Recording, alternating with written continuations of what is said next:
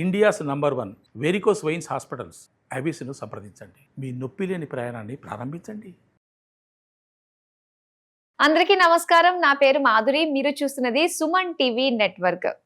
ఆలయాల దర్శనం అంటే నిజంగా ఒక మానసికమైన ఉల్లాసం, శారీరకమైన ఉల్లాసం, దాంతో పాటుగా మన సోల్, ఆత్మకి కూడా పరమానందం కలుగుతూ ఉంటుంది. మరి ఆలయాలు దర్శించేటప్పుడు ఎలాంటివి జాగ్రత్తలు మనం తీసుకోవాలి, ఎలాంటి నియమాలు పాటించాలి, అక్కడికి వెళ్ళి ఆ భగవంతుని ఏ విధంగా మనం దర్శించుకోవాలి అనే విషయాల్ని మనకు తెలియజేయడానికి మనతో పాటు ఉన్నారు ప్రముఖ జ్యోతిష్య పండితులు, ఆధ్యాత్మికవేత్త రాజన్ నంబూద్రి గారు. నమస్కారం గురువు గారు. నమస్కారం. గురుగారు, చార్ధామ్ యాత్రలో మరో ముఖ్యమైన దేవాలయం బద్రీనాథ్. ఇది వైష్ణవాలయం అని చెప్పేసి అంటారు కదా. అయితే దీని యొక్క ఉద్భవం ఎలా జరిగిందన్న విషయాలు తెలుసుకోవాలనుకుంటున్నామండి. తప్పకుండా అమ్మా. ముందుగా శ్రీ మహాగణపతి దేవతోభ్యో నమః. చూసే వీక్షకులకు నమస్కారం. అందరికి మంచి జరగాలి. చార్ధామ్ యాత్ర అనేటప్పటికే మనకి ఒళ్ళంతా పులకరిస్తూ పోతుంది. అలౌక్యమైన వంటి ఆనందం, అద్భుతమైన వంటి నరుడు నారాయణ నివసించే వంటి పర్వతం. అప్పుడు ఆ ప్రాంతంలో నరుడు నారాయణ అని ఒక మహర్షులు తపస్సు చేశారు. 1000 సంవత్సరాలు తపస్సు చేసి ఇక్కడ భూలోక వైకుంఠం వస్తుంది, ఇక్కడ అద్భుతమైన వంటి స్థలం ఏర్పడుతుందని చెప్పేసి ఒక గట్టి విశ్వాసంతో నరుడు నారాయణుడు అని చెప్పేసి ఇద్దరు కూడాను తపస్సు ఆచరించారు. వారే కృష్ణార్జునులుగా ప్రకటించబడింది. నరుడుగా నారాయణుడుగా. అంటే ద్వాపర యుగం నుంచి మనకి ఈ ఆలయాలు ఉన్నాయా? ఈ ఆలయాలు ఉన్నాయండి. అప్పటి నుంచి కూడా ఈ ఆలయాలు ఉన్నాయి. అప్పుడు వాళ్ళు ఒక తనువు సాధించిన తర్వాత నరుడు నారాయణగా అవతారం ఎత్తిన వంటి ఒక ప్రదేశమే ఈ యొక్క బద్రీధాంలో.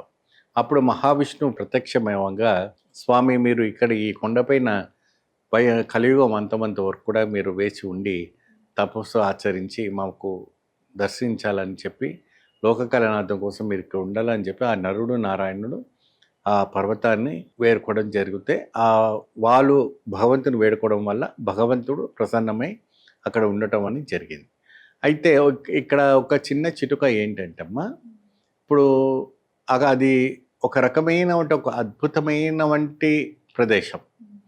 అయితే వైకుంఠనాథుడు ఎప్పుడు కూడాను ఆదిశేషుని మీద పడుకొని లక్ష్మీదేవి పాదాలు ఒత్తుచ్చుకొని పడుకొని ఉంటారు. ఆయన ఎప్పుడు కూడా అలౌక్యమైన వంటి ఆనందంతో లోకాలను చూసుకుంటూ ఉంటారు.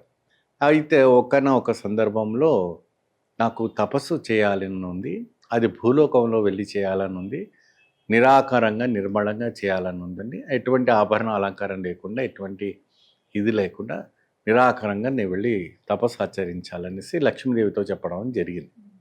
అప్పుడు ఆ వైకుంఠం అంతా కూడా నువ్వే చూసుకోవాలని చెప్పి ఆ లక్ష్మీదేవికి అప్పచెప్పి స్వామివారు భూలోకానికి దిగి వచ్చేసి, ఎప్పుడైతే కూడా నరుడికి నారాయణకి వాకిస్తుంది, ఎప్పుడైతే కూడాను ప్రతి యుగముకు ప్రతి ఒక్క సందర్భంలోనూ లేదంటే 10,000 సంవత్సరాలకు అటువంటి ఒక సందర్భానికి నరుడి పర్వతం నారాయణ పర్వతం దగ్గరకు వస్తుందట.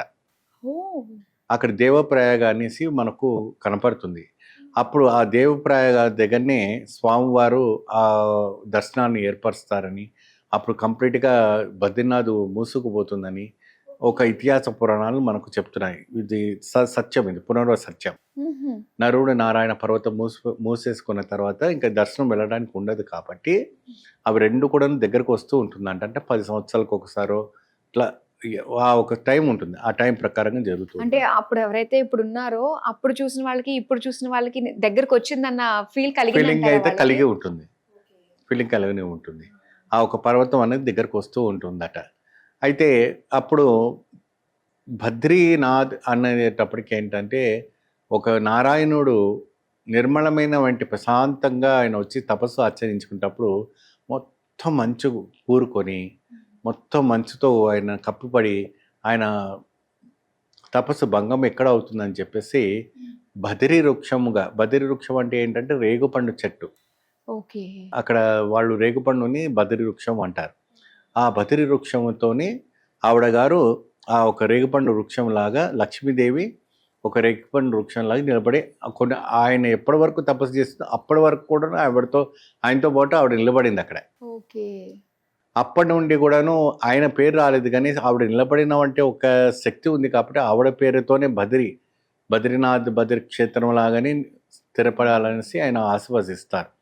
ఆయన తపస్సు ఆచరించినట్టు ఆయన ఎలా ఉంటారంటే చతుర్ముఖంగా కూర్చొని చేతులు 2 జోడించి యోగ ముద్రలో కూర్చొని ఉంటారు. ఎప్పుడు కూడా మహావిష్ణువు శంకుచక్ర గదా హస్తాల్లో మనకు కనపడుతుంటారు. కానీ బద్రీనాథులో మాత్రం మనకి యోగ ముద్రలో కాలు మడకతో కూర్చొని నీలం వస్త్రం నీలధార జటాభవుతో నీలధారిగా ఉండి కనపడుతుంటారు. అక్కడ స్వామివారికి ప్రతిరోజు సాయంత్రం విష్ణు సహస్రనామతో స్వామివారికి విశేషమైనటువంటి అర్చన చేస్తారు. ఉదయాన్నే నిర్మలమైనటువంటి ఉత్సవ పూజ చేస్తారు. తర్వాత ఉన్ని పూజలు అన్నీ చేస్తారు. స్వామివారికి అభిషేక కార్యక్రమాలన్నీ చేస్తారు. చాలా అద్భుతమైనటువంటి ఒక కైంగర్యం. ఇక్కడ ఉన్నవంటి ద్వారకలో మథురలో అనేక రకమైనటువంటి దేవాలయాలు అలంకరణ చేసినట్టు విధానంగా అక్కడ అలంకారం అంటూ ఏమి ఉండదు. అక్కడ స్వామివారికి ఎప్పుడు కూడా చందనపు లేప్యముతో అలంకరించబడుతుంటుంది. అక్కడ వచ్చేవంటి భక్తులకు ఎప్పుడైనా కూడా అక్కడ స్వామివారు వేసుకున్నటువంటి వస్త్రం ఏదైతే ఉందో ఆ వస్త్రంతో పాటు ఆ చందలేఖ్యం కలిపి ఆ ఒక భక్తులకి ప్రసాదంగా ఇవ్వటం అని జరుగుతుంది. ప్రతిరోజు కూడాను సాయంత్రం విష్ణు సహస్రనామ చేసేటప్పుడు కొన్ని భక్తులు అంతా కూడా అక్కడ ఉండి చాలా ఆలోక్యమైనటువంటి ఆనందం. ఆ హిమాలయ ప్రాంగణం అంతా ఐస్ ప్రాంతం. ఆలయంలో మీరు చూడండి, బయటకు వస్తే -డిగ్రీ ఉంటుంది. మీరు ఆలయంలో వెళ్ళిన తర్వాత టెంపరేచర్ అంతా హాట్గా ఉంటుంది. ఏమాత్రం కూడా మీకు చలి అనేది అనిపించదు. చాలా విశేషమైనటువంటి బద్రీనాథ్ ఒక ఆలయం. ఆ బద్రీనాథ్ ఆలయము 6 నెలలు మూసివేస్తారు, 6 నెలలు తెరుస్తారు. ఈ 6 నెలలు కూడాను మనకి ఎప్పుడైతే కూడా 3 లోకాలు సంచలనం అవుతున్న వంటి నారదుడు ఉంటాడు కదా, నారాయణ చెప్తాడు ఆయన బ్రహ్మచారి. వారు వచ్చి ఈ యొక్క స్వామివార్లకి కేదార్నాథ్కి, బద్రీనాథ్కి, మరి గంగోత్రి, యమునోత్రి అమ్మవారి ఆలయాలకు అనేది కూడాను ఆ ఒక బ్రహ్మచారి వచ్చేసి దీపారాధన చేస్తారనేసి ఒక ఇతిహాస పురాణం. ఎప్పుడైతే కూడాను దీపావళి అయిన తర్వాత మూసివేస్తారో అప్పుడు వెలిగించిన వంటి దీపము తర్వాత అక్షయ తృతీయ రోజున ఓపెన్ అవుతుంది ఆలయం. ఆ అక్షయ తృతీయ ఓపెన్ అయ్యేంత వరకు వెలుగుతూ ఉంటుంది. అంటే గత 6 నెలలు మాసం వరకు పెట్టినటువంటి దీపము పెట్టినట్టే ఉంటుంది, వేసిన నెయ్యి వేసినట్టునే ఉంటుంది. అది చూస్తే చాలు ఒళ్ళంతా కూడా పులకరించిపోతుంటుంది. ఎంత కండ్లో నీళ్లు వస్తూ ఉంటుంది. అంత అలౌక్యమైనటువంటి ఆనందం. ఆ బద్రి విశాల్, ఆ బద్రీనాథ్ ఒక ఆనందం, ఆ బద్రీనాథ్ ఒక దర్శనం. వేల లక్షాది జనాలు ఇప్పుడు అందరూ కూడాను ఆ ఒక బద్రీనాథ్ని దర్శనం చేసుకుంటే వైకుంఠానికి వెళ్తామనే ఒక గట్టి ఒక విశ్వాసంతో స్వామిని దర్శనం చేసుకుంటే ఒక మహా అద్భుత ఫలితం లభిస్తుందని ఒక గట్టి విశ్వాసం. అక్కడ మనకి స్వామివారి దగ్గర ఒక కుండ ఉంటుంది. ఆ కుండ అంటే వేడివేడిగా కుండ వస్తుంది.